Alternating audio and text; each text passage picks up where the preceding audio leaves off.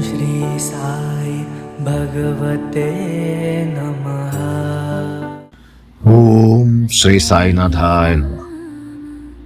यदा यदा हि धर्मस्य ग्लानिर्भवति भारत അഭ്യുത്ഥാനമധർമ്മസ്യ തദാത്മാനം സൃജാമ്യഹം.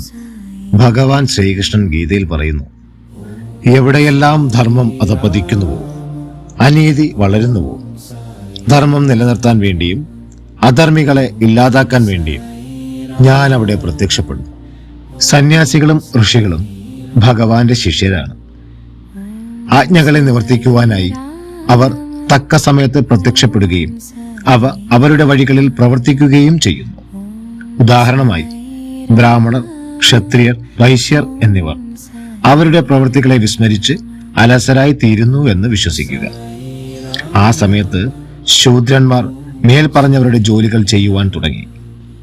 അതോടെ ആത്മീയ ജ്ഞാനികൾ നിന്ദിക്കപ്പെടും. അവർക്ക് മനക്ലേശങ്ങൾ ഉണ്ടാകും.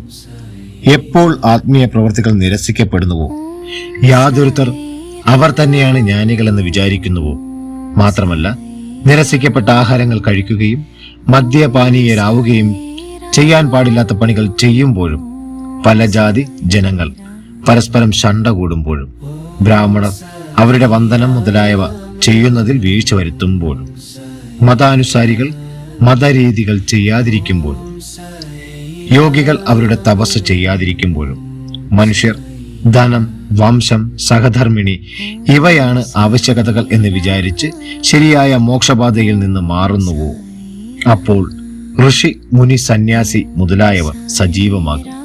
വാർത്തകൾ മൂലവും മറ്റും മനസ്സിലാക്കി അവരെ ശരിയായ വഴിക്ക് നയിക്കാൻ ശ്രമിക്കും.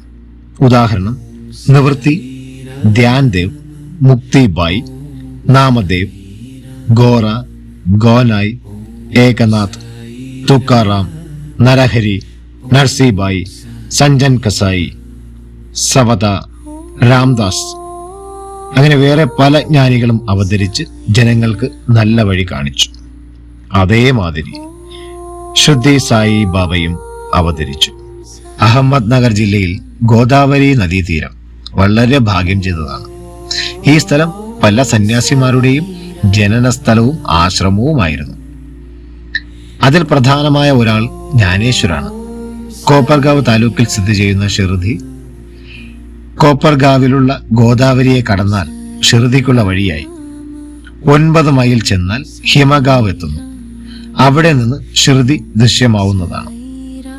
ഷിർദി കീർത്തി നേടിയതും മറ്റു പുണ്യസ്ഥലങ്ങളായ ഗംഗാപൂർ, നരസിംഹവാടി, കൃഷ്ണ നദീതീരത്ത് സ്ഥിതി ചെയ്യുന്ന ഔധംബർ പോലെ തന്നെയാണ് ഭക്തർ ദാമോജി പ്രസിദ്ധി നേടി. അതുപോലെ സമർത്ഥ രാമദാസ്, നരസിംഹ സരസ്വതിയും പ്രസിദ്ധരായി. അപ്രകാരം സായിബാബ ഷിർദിയെ അനുഗ്രഹിച്ചു. ശ്രീ സായിനാഥന് നമസ്കാരം. എല്ലാവർക്കും നിർവിധി ലഭിക്കട്ടെ.